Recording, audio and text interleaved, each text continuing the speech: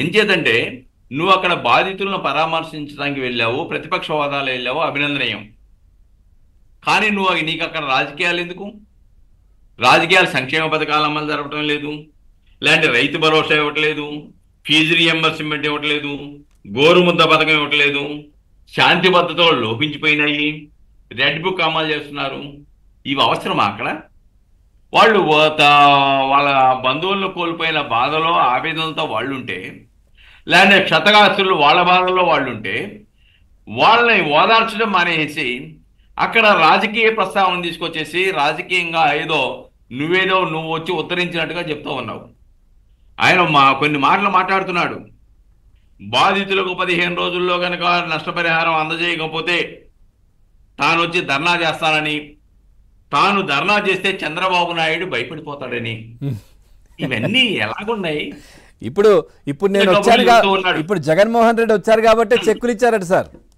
అదే అండి, తాను వస్తే ఇచ్చాడు. ఎక్కడైనా గతంలో మనం చూసాం, గతంలో తెలుగుదేశం పార్టీ ప్రతిపక్ష హోదాలు ఉన్నప్పుడు ఎక్కడైనా సంఘటనలు జరిగితే వాళ్ళ పార్టీ నిధుల నుంచి తీసి ఆ బాధితులకి కొంత ఆర్థిక సహాయం చేసేవాళ్ళు. నీ పార్టీ నుంచి ఏమైనా ఆర్థిక సహాయం చేయి, బాధితులు ఆపదలో ఉన్నారు కాబట్టి చేయమని చెప్పు, లేదంటే వాళ్ళ మీద కేసులు కట్టమను, సమగ్ర విచారణ జరపమను, లేకుంటే సక్రమంగా సేఫ్టీ మెజర్స్ ఉన్నాయా లేవా పరిశీలించి పర్యవేక్షణ చేయమని చెప్పు, తప్పులే. కానీ నువ్వు అక్కడికి వచ్చేసి నువ్వు గొప్పలు చెప్పుకుంటూ రాజకీయం చేసేటువంటి ఒక శవ రాజకీయాల సంస్కృతిని అక్కడ ప్రవేశపెట్టావు. ఇదే నిజమే అయితే ఇదే ప్రతిఫలం మీ బాబాయిని చంపినప్పుడు ఎందుకు చేయాల?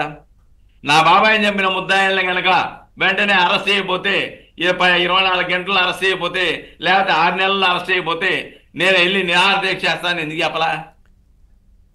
ఎందుకు చెప్పలేకపోయావు?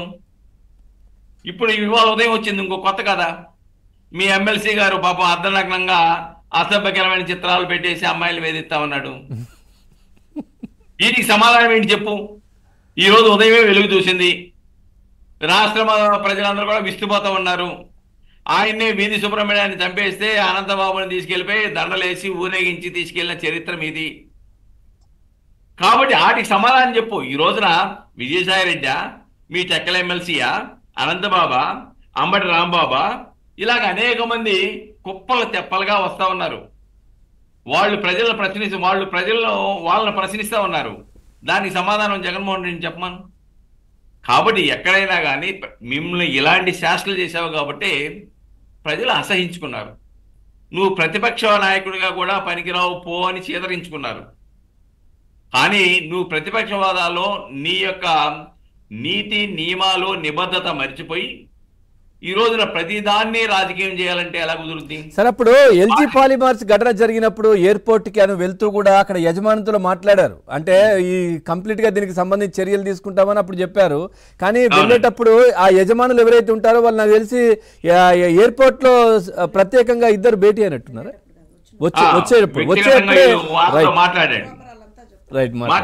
ఇక్కడ ఒకటండి, నువ్వు పాలిమార్స్ జరిగినప్పుడు నువ్వేం చెప్పావు అక్కడ ప్రజలకి? విశాఖ ఈ ప్రాంతంలో సూపర్ స్పెషాలిటీ ఆసుపత్రులు నిర్మాణం చేస్తానని హామీ ఇచ్చావు కదా. ఏం చేసావు నువ్వు గతంలో వచ్చి ఇచ్చిన హామీలు ఏం చేసావు నువ్వు? అలాగనే సంఘటన జరిగిన తర్వాత చనిపోయిన వాళ్ళకి 3 కోట్ల రూపాయలు ఇస్తున్నామని ఇచ్చావు కదా కొద్దిమందికి.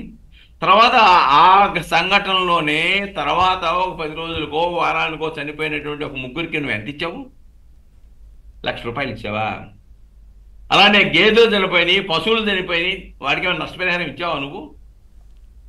వీటికి సమాధానం చెప్పి ముందు ఆ పాలిమర్స్ బాధితులకి నువ్వు గతంలో అక్కడికి వెళ్ళి ఇచ్చావంటే హామీలు ఏమి అమలు చేశావు? అలానే అక్కడ పశువులు చనిపోతే పశువులకి నష్టపరిహారం ఇచ్చావా నువ్వు? ఎందుకు ఇవ్వలేదు? అలానే ముగ్గురు తర్వాత చనిపోతే వాళ్ళకి 1,00,000 రూపాయలు ఎందుకు ఇచ్చావు? అలానే సూపర్ స్పెషాలిటీ ఆసుపత్రిని నిర్మాణం చేస్తామని చెప్పి పెద్ద ఎత్తున అధికారంలో ఉన్నప్పుడు చెప్పావు కదా. ఎందుకు ప్రాథమికంగా ఒక అడుగు కూడా ముందుకు వెళ్ళిపోయావు? నువ్వు ఇచ్చిన హామీల గురించి చెప్పు. ఇప్పుడు కొత్త హామీలు అడగవసరం లేదు. ఇక్కడ ప్రభుత్వం చెప్తా ఉంది చాలా స్పష్టంగా, దాని మీద విచారణ జరుపుతాము, చట్టపరమైన చర్యలు తీసుకుంటాము, బాధితులకు రక్షణ కల్పించే విధంగా చూస్తాము, బాధితులకు నష్టపరిహారం ఇస్తామని చెప్పేసని. కానీ ప్రభుత్వం చేయవలసిన విధులవి ఇంకా ప్రాసెస్ లో ఉంది. ఇప్పుడు నువ్వు వెళ్ళిపోయి అక్కడ రాజకీయాలు చెప్పేసి నా వల్లే మీ ₹1,00,00,000 వచ్చినాయి, అది కూడా 15 రోజులు ఇవ్వకపోతే నేను ఆందోళన చేస్తాను, ఓకే. చంద్రబాబు నాయుడు గారు అటు ఇటు కాకుండా గందరగోళం అయిపోయి భయపడిపోయి ఏం చేయాలో అర్థం కాని పరిస్థితికి వెళ్ళిపోతారని కథలు చెప్తావు ఎందుకు? అలా చెప్పేవాడు అయితే నీ గురించి భయపడ్డా. నువ్వు ఢిల్లీ వెళ్ళి ఎక్కడ నిరాహార దీక్ష ఎందుకు చేస్తావు? ఆంధ్రప్రదేశ్లో చేద్దు కదా.